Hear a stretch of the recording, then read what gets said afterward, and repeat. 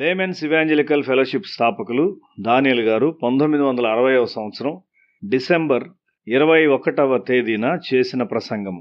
తిమోతికి రాసిన 2వ పత్రిక 2వ అధ్యాయము 21వ వచనము.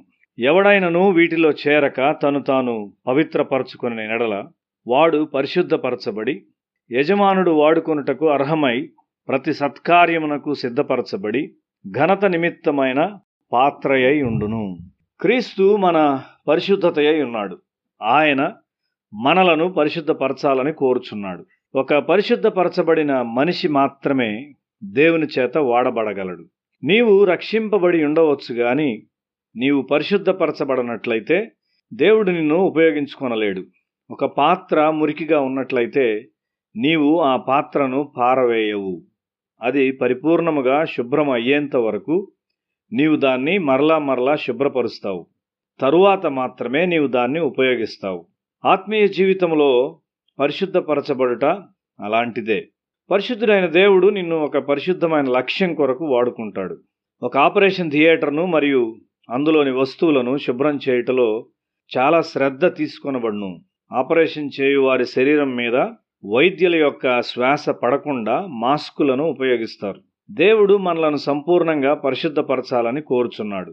నీవు ప్రసంగ వేదిక పైన ఉన్నప్పుడు నీ కన్నులు పరిశుద్ధంగా లేనట్లయితే నీవక్కడ నిలబడ్డానికి అర్హుడవు కాదు అని అర్థం. నిన్ను నీవు మహింపరచుకొనుటకు ఒక పాట పాడినట్లయితే నీవక్కడ నిలబడ్డానికి అర్హుడవు కాదు. యోహాను సువార్త 17వ అధ్యాయం 17వ వచనము. సత్యమందు వారిని ప్రతిష్ఠ చేయుము, నీ వాక్యము సత్యము. యేసు చాలా జాగ్రత్తగా ఉన్నాడు. దేవుని పరిశుద్ధమైన వెలుగులో మనలోని ప్రతి భాగము ఎంతో పాపంతో నింపబడి ఉన్నట్లుండును. అది నన్ను వణకునట్లు చేయును. యెషయా దేవుని చూచి, అయ్యో, నేను అపవిత్రమైన పెదవులు గలవాడను, అపవిత్రమైన పెదవులు గల జనుల మధ్యను నివసించువాడను.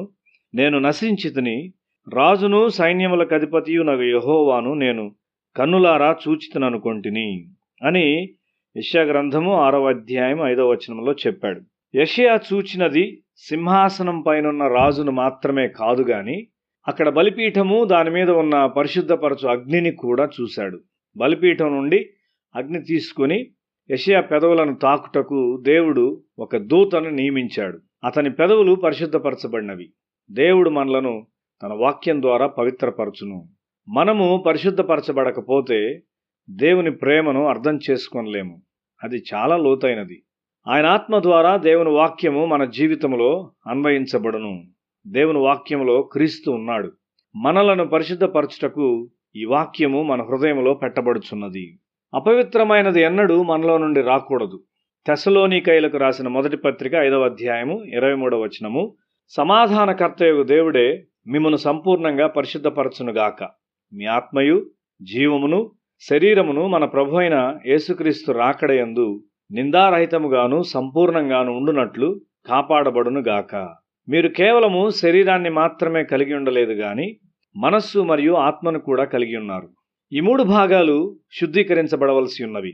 ఒక మనిషి విగ్రహారాధన జరుగు దేవాలయంలోనికి వెళ్ళినప్పుడు అక్కడ విగ్రహములకు అర్పించిన దాన్ని తినినప్పుడు మనిషి యొక్క ఆత్మ అపవిత్రపరచబడును.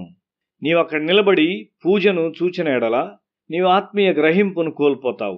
ఈ రీతిగా దేవుని గ్రహించుటకైన శక్తి పోగొట్టుకొనిన చాలామంది క్రైస్తవులను దక్షిణిండియాలోని కొన్ని స్థలాల్లో నేను చూచాను.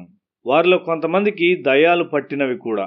నీ ఆత్మ ఒక వింతైన ఆత్మ ప్రభావం క్రిందకు వచ్చినప్పుడు చీకటి నుండి వెలుగును, అసత్యము నుండి సత్యమును మరియు దుర్నీతి నుండి నీతిని వేరుచేయు శక్తిని నీవు పోగొట్టుకుంటావు. ఒక స్థలములో పేరు ప్రఖ్యాతులు గల ఒక స్త్రీ కూటములు పెట్టుటను నేను చూచాను. అయితే ఆమె ఒక దెయ్యము చేత పట్టబడి ఉన్నది. మనలో ఒక్కొక్కరు ఏ ఆత్మ చేత నడిపించబడుచున్నారో తెలుసుకొనుటలో సహవాసంలో మనము జాగ్రత్త కలిగి ఉంటాము. కొంతమంది బోధకులు కూడా దురాత్మలు గలవారై ఉండవచ్చు. ఒక స్థలంలో ఒక రోగి మీద ప్రార్థించుటకు నేను పిలువబడినాను. నేను అక్కడికి వెళ్ళినప్పుడు ఆ ఇల్లు చీకటితో నిండి ఉన్నట్లు నేను కనుగొన్నాను. అది పగటి వేళ. అక్కడ చాలినంత సూర్యుని వెలుగు ఇంటిలో ఉన్నది. అయితే నేను మరొక చీకటిని గూర్చి మాట్లాడుతూ ఉన్నాను. స్వస్థత కొరకు మీరు భూత వైద్యుని వద్దకు వెళ్ళారా అని నేను వారిని అడిగాను. నన్ను పిలిచిన వృద్ధ స్త్రీ వెళ్ళలేదని చాలా ఖచ్చితంగా చెప్పింది. కొంతమంది వృద్ధులు ధైర్యంగా అబద్ధాలు చెప్తుంటారు. అయితే రోగి మాత్రం సత్యాన్ని ఒప్పుకున్నాడు. భూత వైద్యమునకు వెళ్ళిన తరువాత వారొక దేవుని బిడ్డను ప్రార్థించుటకు పిలుస్తారు. వారు చీకటి నుండి వెలుగును వేరుగా చూడలేరు. వారికి రెండూ ఒకే విధంగా ఉంటాయి. ఇండియాలో క్రైస్తవులు భూత వైద్యంతో ఆటలాడుతూ ఉంటారు. నీ హృదయంలోనికి క్రీస్తు వచ్చినప్పుడు ఆయన తన వాక్యాన్ని నీలో పెట్టును. నీవు సజీవునిగా తయారవుతావు మరియు వెలుగు విషయమైన గ్రహింపును కలిగి ఉంటావు. అప్పుడు దేవుని ఆత్మతో నీ ఆత్మ సంభాషించుట సులభంగా ఉంటుంది. యేసు నీలో ఉన్నంత కాలము నీవు భద్రంగా ఉంటావు. దేవుని పిల్లల యొక్క గుంపులో నిన్ను నీవు భద్రపరచుకో.